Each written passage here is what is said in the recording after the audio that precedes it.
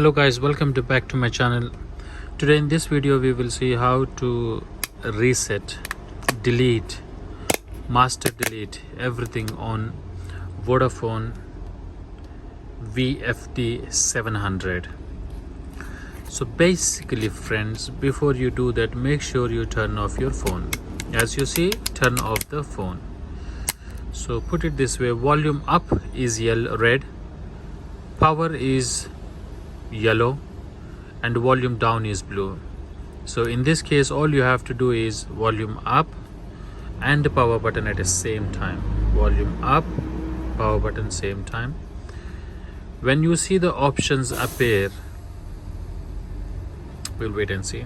Okay, now it says English, so click power button. Now can you see friends, this one, reboot system now, reboot blue bootloader, wipe data and factory reset.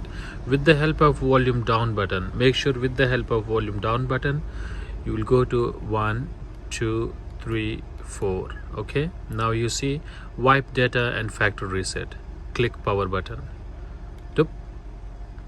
With the help of volume button again all the way to yes, delete all users. You see, delete all users, press power button, and now this will say wiping data, formatting data.